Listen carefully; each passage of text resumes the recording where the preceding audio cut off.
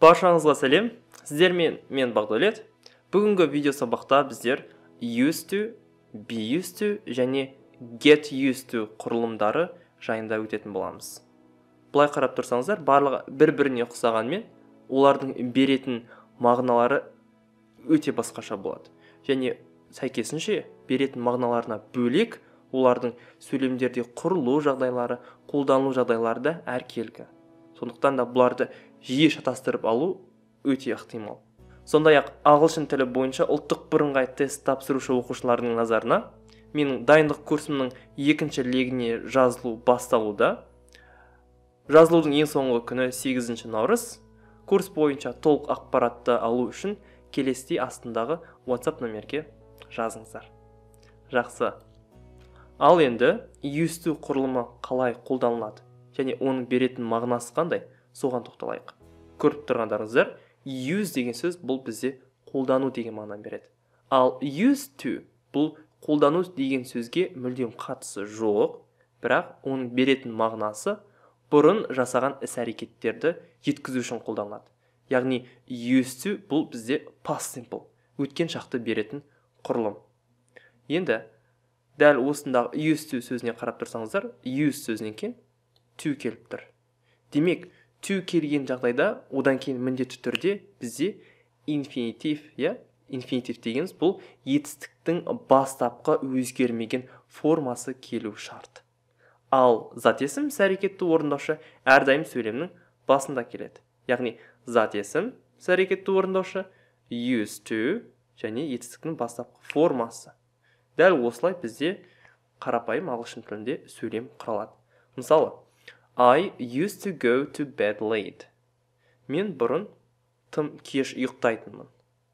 Бұл жердегі сөйлемді мұқият қарап тұрсаңыздар, I used to go to bed late өткен шақты білдіреді. Бірақ сіздер сұрауыңыз мүмкін, өткен шақты білдіретін етістік қайсы деп?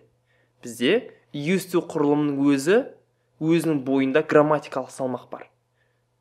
Және used to жүрген жер бұл міндетті түрде бізде past simple болады деген сөзде, бірақ сөйлемнің басқа мүшелері өзгермеуі тиіс. Тек used to-ның құрылымында өткен шақтың мағынасын береді екендігін естерімізден шығармайық.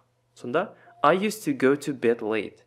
Енді бұл өткен шақта жиі жасаған қандай да бір әдеттерді жеткізу үшін қолданылады. Used to құрылымы сондай-ақ ол дәл қазір басқаша болып өзгерген мағынаны береді. Демек, ағылшындарда егер, мысалы, I used to go to bed late деп айтатын болса, онда оны қазақ тіліне келесідей етіп аударуға болады. Мен бұрын тым кеш ұйықтайтынмын, ал қазір ерте ұйықтаймын. Демек, ал қазір ерте ұйықтаймын деген сөз жасырын тұрғанмен, бірақ біздің жеткізгіміз келген мағына дәл осы екінші сөйлем болуы тиіс. Бірақ ағылшындармен өздеріңіз білетіндей қазақ тілінің грамматикалар бір-бірімен сәйкес келмейді. Сәйкесінше жеткізу мағынасы да екеуінікі әркелкі болып табылады. Ал қазақ тіліндегідей жеткізу үшін былай айтамыз, I used to go to bed late, but now I don't. Не болмаса, I used to study Chinese every day. Мен бұрын күнделікті Қытай тілін үйренетінмін. Ал қазір Қытай тілін үйренуді не істедім? Қойып кеттім. Осы мағынаны жеткізу үшін used to құрылымы қолданылады. Ал енді оның сұраулы түрі қалай жасалады? Сұраулы түрінде бізде әлбетте did көмекші етістігі келеді. Және did көмекші етістігі зат есімнің алдына шыққан кезде used деген сөздегі d бізде жоғалып кетеді. Ол d қайда барады бізде? Әлбетте көмекші етістік did-қа барады. Сонда Did you used to smoke? Сен бұрын шылым шегетін бе едің? Ал сәйкесінше болымсыз түрінің жасалуы да did көмекші етістігінің арқасында жүзеге асады. Мінеки мұнда қарап тұрсаңыздар. Did, одан кейін not келіп тұр. Not болымсыз мағынаны беруші қосымша сөз.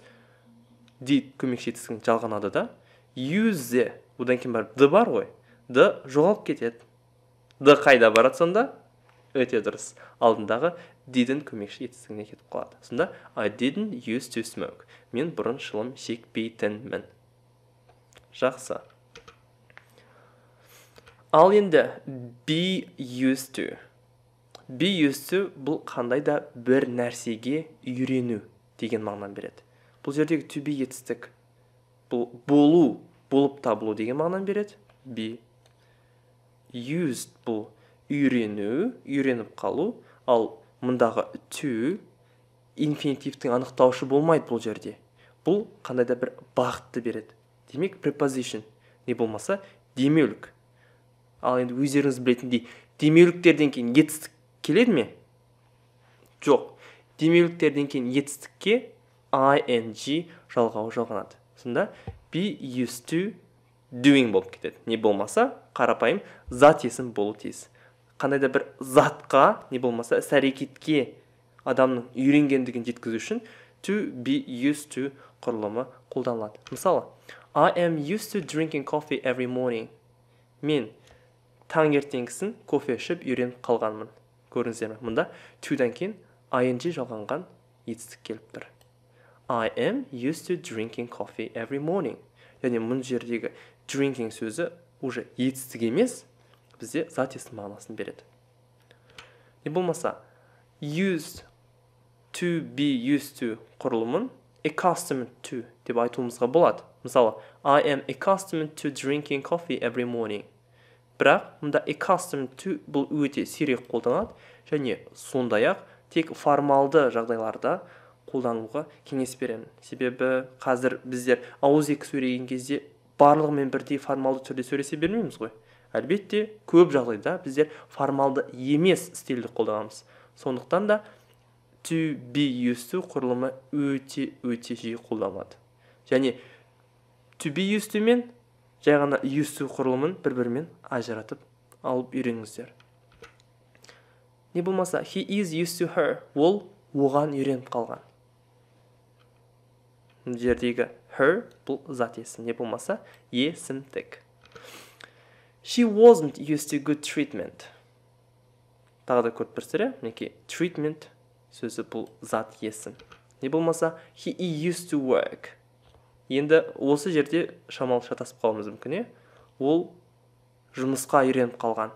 Бұл жердегі work сөзі етістік емес, зат есім мағынасын береді. Былайша айтқан кезде қазақ тілінде амоним секілді ғой.